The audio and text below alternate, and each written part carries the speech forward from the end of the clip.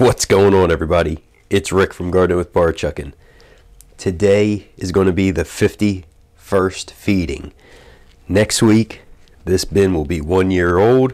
It only started with 350 worms, and I'm very pleased with how the bin's been progressing. So, we're going to hop into the center here with the last feeding, see if anything's left, and then give this a nice little fluffing and a good feeding before its 1 year anniversary.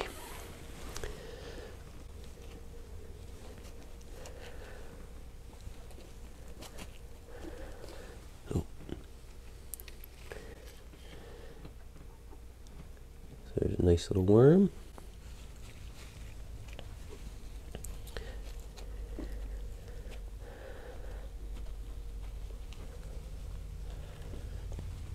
Yeah, there's my pumpkin stem. This is going to be around for a little while, which is okay.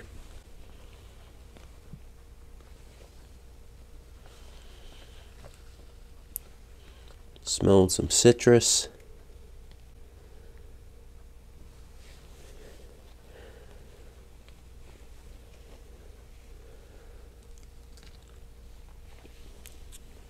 I added a bunch of fresh bedding with that last feeding.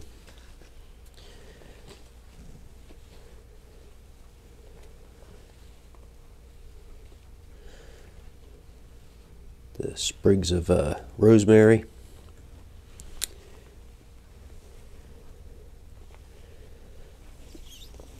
Okay.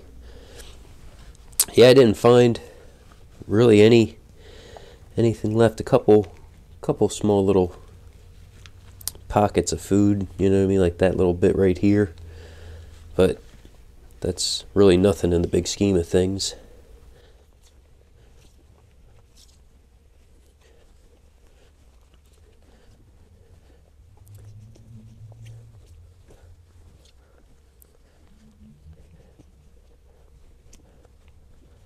Oh, cool, there's the other two sprigs from the rosemary.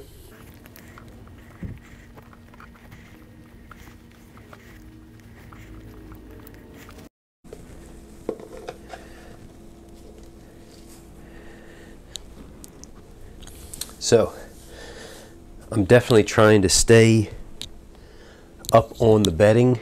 This has been really kind of collapsing and breaking down, so I want to keep adding the bedding, give the worms a good food source.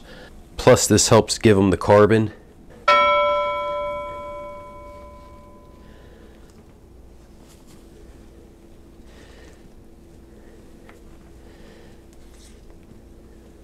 Oh.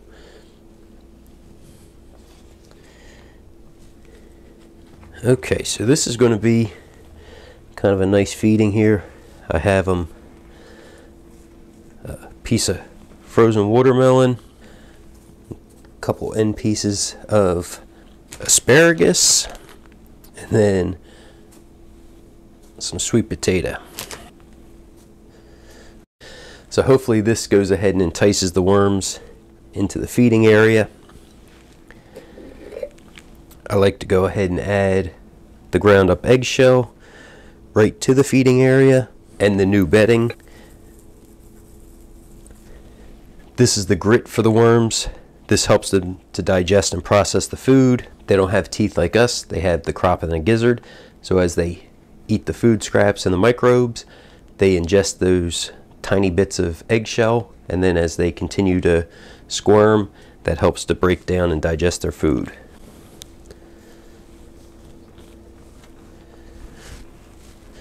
I had a paper towel here from earlier too, so I'll just drop that right in the feeding area.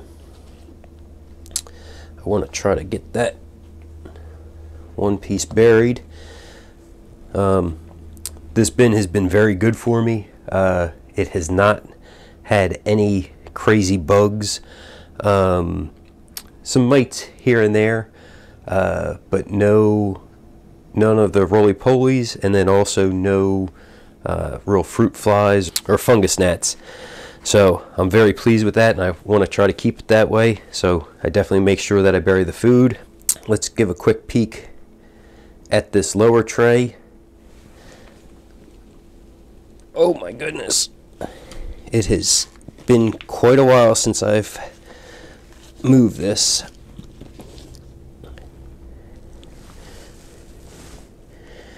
Got a few worms poking through the bottom there.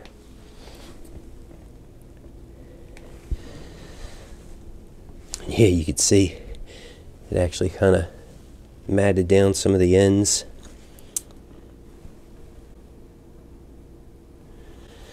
That's what's kind of neat with these guys. You kind of give them a little poke and man, they start squirming all around. Let's see how. This is the inoculating tray down here. Definitely see some worm castings on it. So what I plan on doing is harvesting this tray, trying to get a worm count on this, and then hopefully with this tray I'll have a nice gathering of worms right here so I can get a good count and just see how this bin has progressed. Like I said, I'm very pleased with it. So this bin, I believe when I ordered it, it was either $99.95 or $109.95, 5 trays. So it is a little expensive, but as I was saying in other videos, you don't have to go ahead and get the most expensive thing. You can start it with a tote, you know, a little Rubbermaid container. I even started one in a shoebox just to see. If you're interested in starting a worm farm, there's plenty of options out here that won't break the bank. One thing that I did enjoy though is when I started one of my last totes about 2 years ago, I did purchase a pound of red wigglers, and that really jump started everything, because before that most times I'm only starting with maybe 50, 100. This bin 350 worms.